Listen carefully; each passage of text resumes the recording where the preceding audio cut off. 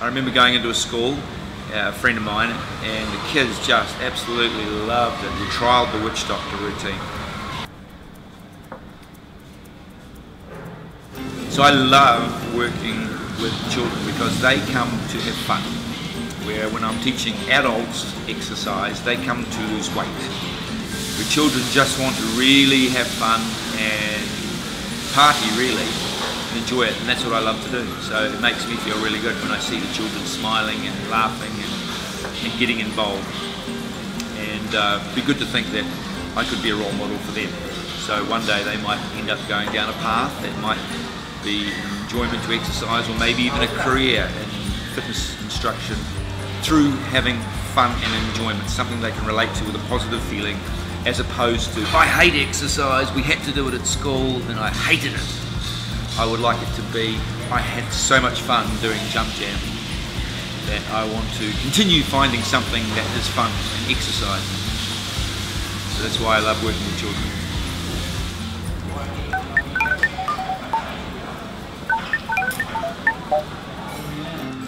Well, I started in 1996 working with children on a TV series. They were Māori children, and they were native people of New Zealand.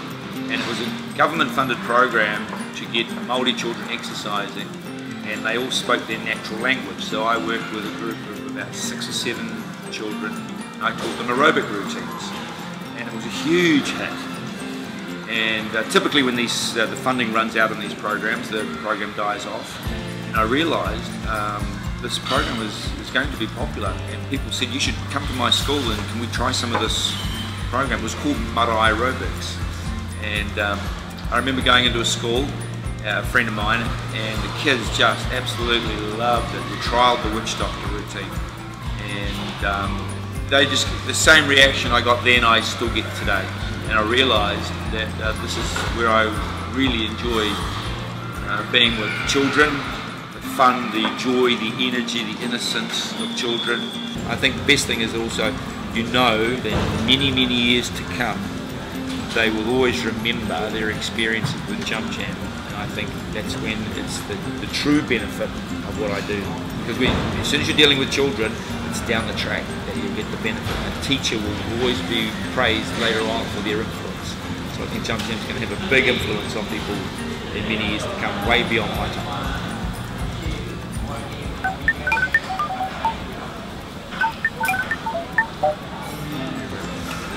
Oh, I've done so many, because in New Zealand we've choreographed about 120 jump jam routines. I started with the Witch Doctor about 12 years ago. It's my first ever jump jam song, and I put it on today. Even in Singapore, it goes off. The kids love it, they scream and shout. It's kind of timeless actually. I've done so much more new stuff since then, but they still love the old stuff, which tells me the kids love the exercise and you can use older music, so a lot of timeless sort of stuff. So I would say probably Witch Doctor would be one of the most popular routines. I'm hoping, because all the children in New Zealand know Witch Doctor, and I'm thinking heaps of children in Singapore know the Witch Doctor. One day they'll all get together somewhere and that song comes on and you watch what happens. People are going to go ooh ee ooh ah ah.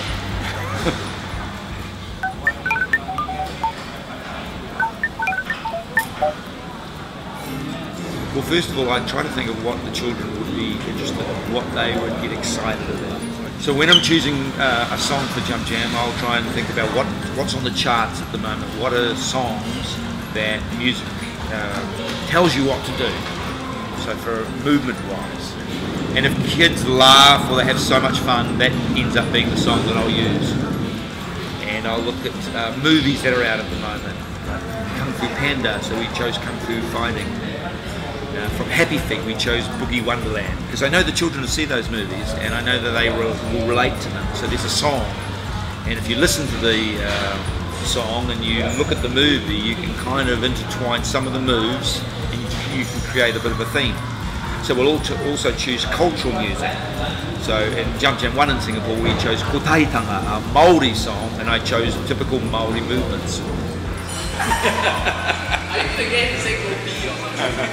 Oh, look, he's straining it. Kopi, Singapore best. It's purple.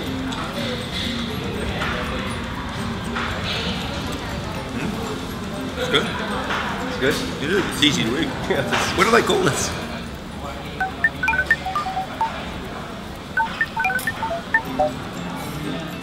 I have fallen off stage once. And I remember my daughter was on stage with me when she was about 2 years old, and I was doing a choreographed sequence where I marched forward and marched back, and I bowled her over, and I felt so terrible. But she still does jump jam today. In New Zealand we have a lot of foreign kids that would go into schools that don't speak English. Jump jam is one way they actually learn some of the English words, and they can relate. So by doing jump jam, it helps them break barriers, because you put jump jam on with any child from pretty much any nation, and they will all do it together. You don't have to really even know the word, so it's quite universal.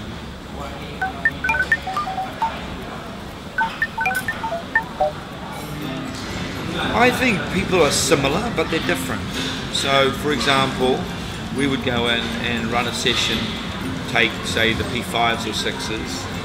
The older children will have a bit of a resistance, as they do, I think, in pretty much most, in most schools, because socially they want to be different from the younger children, and the younger children will take to it quicker. It's the same pretty much everywhere. So it was an easy buy-in for the younger children, particularly that hadn't had any experience.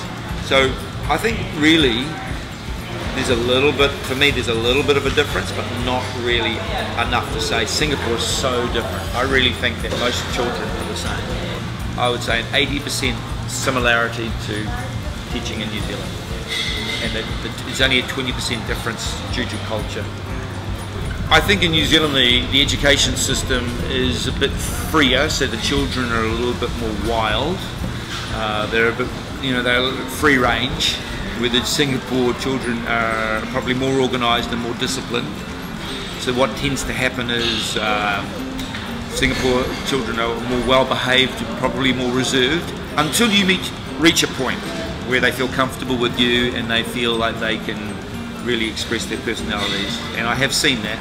So when I'm up there teaching and they know me and they've done jump jam many times, I can go and be a little bit crazy, and they can be a bit crazy too. So at first probably a little reserved.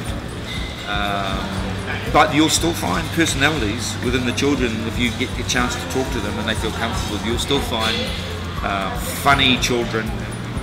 Well, if it's got curry inside, it's going to be easy. I love curry. We just spent the last 2 days in Little India. We love curry.